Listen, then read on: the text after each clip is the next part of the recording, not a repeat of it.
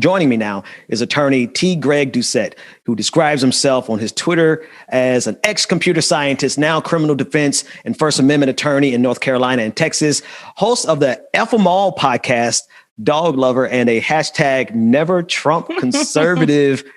T. Greg, thanks so much for joining me again. It's been a while since we've spoken. How are you?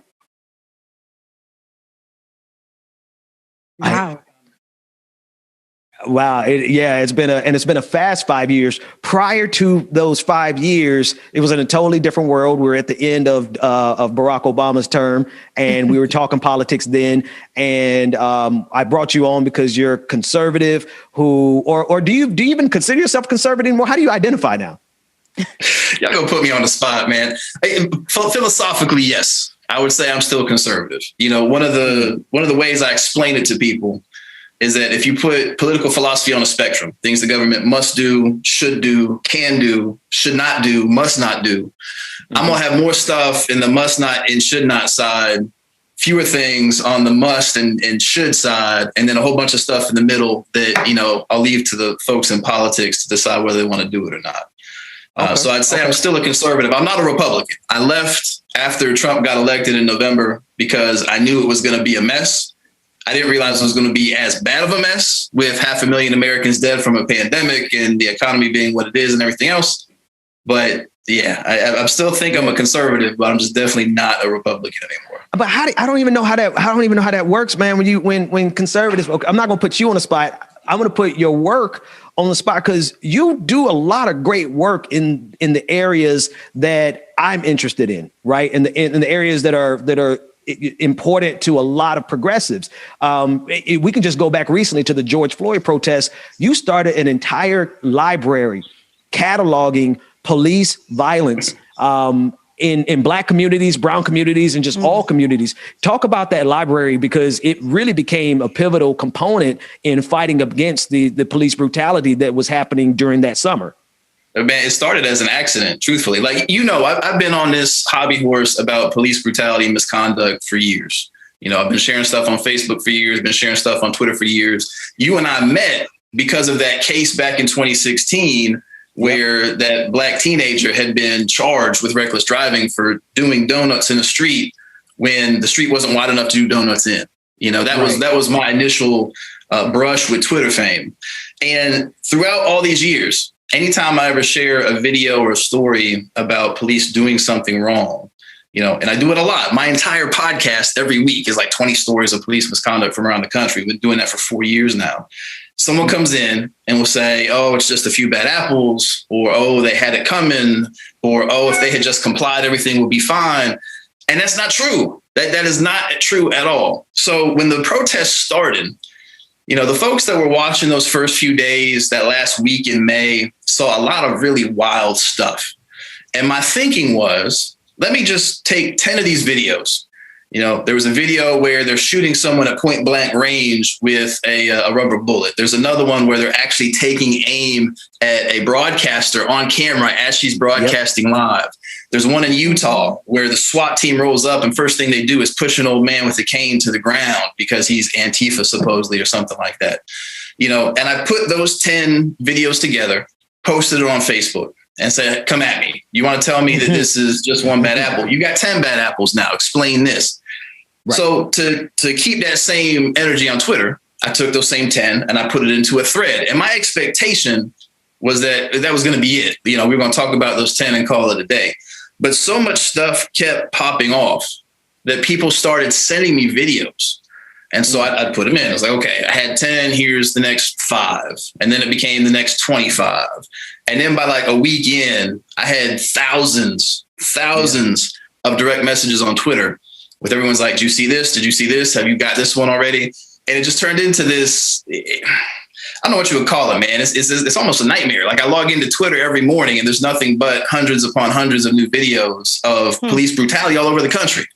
Doesn't matter whether it's Black folks, brown folks, white folks, doesn't matter if you're in a city or a rural area, doesn't matter if you're blue state or red state, everywhere. Police were going buck wild on camera and did not care at all. It was wild.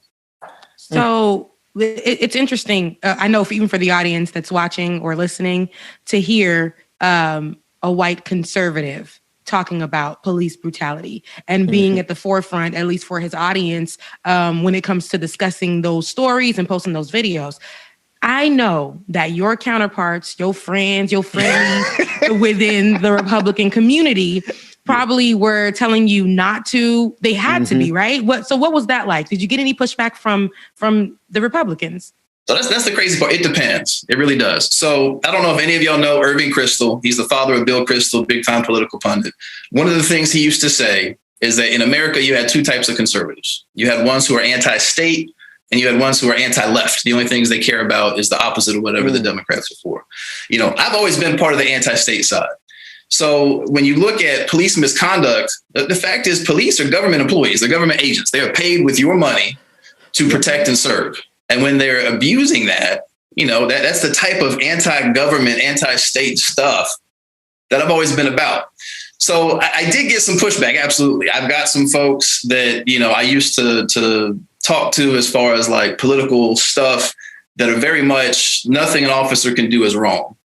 But at the same time, you've got a lot of people, at least they used to be in the GOP. A lot of them are unaffiliated now, that are like, this is not what the government is supposed to do. The government is not supposed to roll up on you and because you said some mean words, pepper spray you in the face. You know, they're not supposed to be firing bullets. You know, there's that one in Texas where this woman was just walking home from the grocery store, not doing anything, and she got shot by the police. You got the journalist in Minnesota who had her eye blown out by the police. You got the young black man in Washington, D.C. walking home, doing nothing, not part of a protest, got his eye blown out by police. Like that is not something that anyone should be in favor of, regardless of your political views. It just doesn't make sense to me. And so from my vantage point and the few folks that I still deal with, you know, I don't really talk to the Trumpers anymore. I mean, those folks, this whole, you know, Orange God King stuff, I'm not down with that. But among the folks in the party that recognize that this ultimately is an issue of the government violating your rights, your God-given rights enshrined in the Constitution. You know, you're protected from unreasonable searches, seizures, deprivation of life, liberty, property without due process, all that stuff. That is what we are supposed to be about. And it just happens that, you know, I took that to heart and some of the Trump-loving GOP did not. I'm laughing because, not surprised. Yeah, I mean, because I just don't even know why you can identify as a conservative anymore. And we you know, whenever we come on, like it's only been, you know, it's been 5 years, but I tend to avoid what we probably would disagree on. And maybe one of these days when we have a lot more time, we could just, you know, jump on each other's podcasts and just kind of like talk about the things that we actually disagree on, because everything that you just said is fundamentally from the left. That's our perspective. Like we honestly believe everything that you just said in terms of the role of government, limited government in those regards. I want to shift though really quickly to the level of ignorance that has to be spoken about, because it is now contributing to 500,000 people being dead, now moving closer to 600,000 dead. There's a video, I don't know if it's from Idaho, but let's take a look at this video where now they're burning masks as a symbol of their patriotism, and a symbol, if you ask them, they're going to say it's a symbol of their conservatism. Let's take a look at that clip.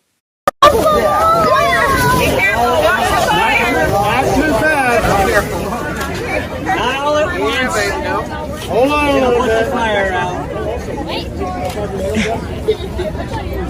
Dude, we were right here. Right here. Training them up as they like you think about book burnings, they're having a mask burning here, and kids are leading. Like it's being celebrated. it's so tacky. I can't even believe it's happening, but it's America, child. And listen, man, we're friends. I'm not going to dare make you accountable for any of that just because you identify as a conservative. But underneath it is a level of ignorance and derangement that is detrimental to our survival as a species. And right. And I'm wondering, not only obviously I know you think that that's, you know, a level of stupidity as well, but in the broader conservative circles, I mean, are there at least like 5 more like you who honestly can look at this? And is there 10? Like, because I feel like a verse out of the Bible. Like, is there at least if there's 100 conservatives who look at that video and think it's ignorant, then maybe we could save America. But I don't know, man. What do you think? So I'm gonna start by saying yes.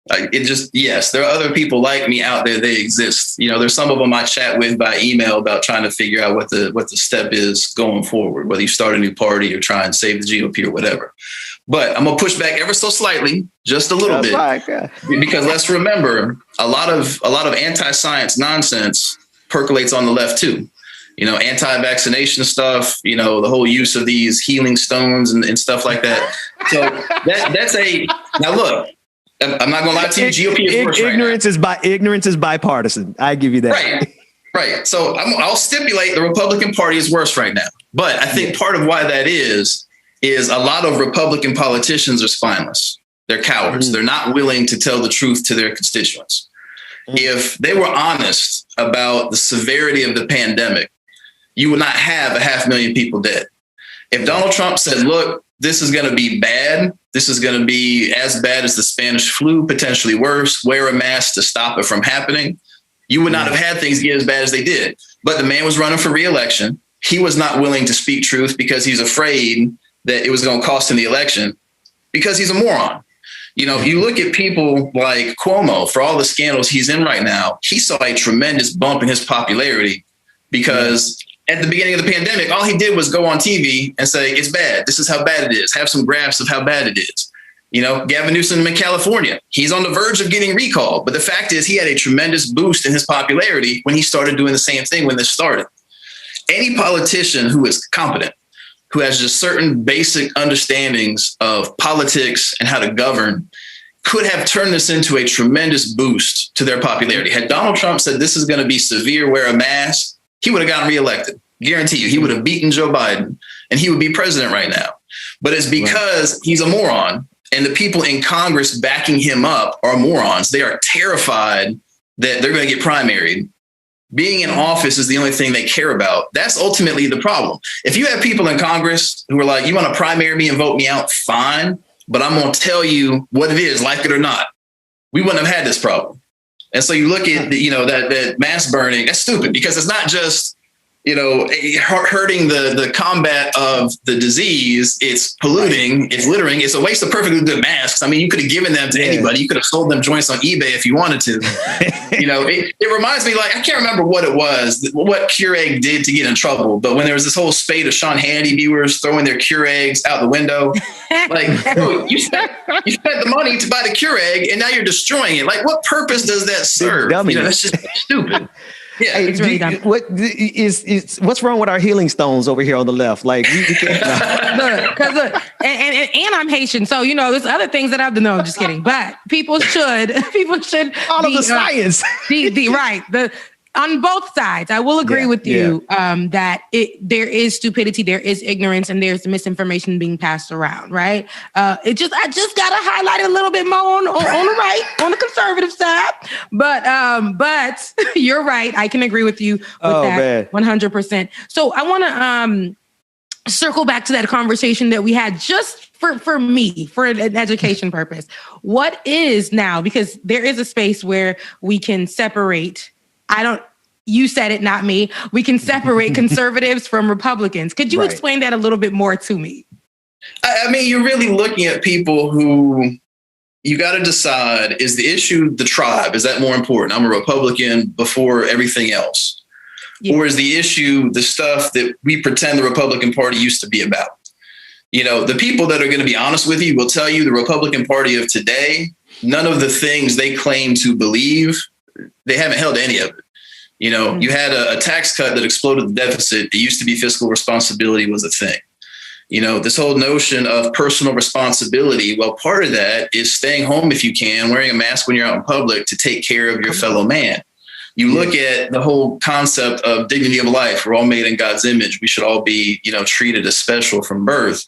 And yet they're excusing police killing people because someone happened to have a mental health crisis and the cops got bored and decided that exterminating them was the more appropriate option. The Republican Party of today has no principles.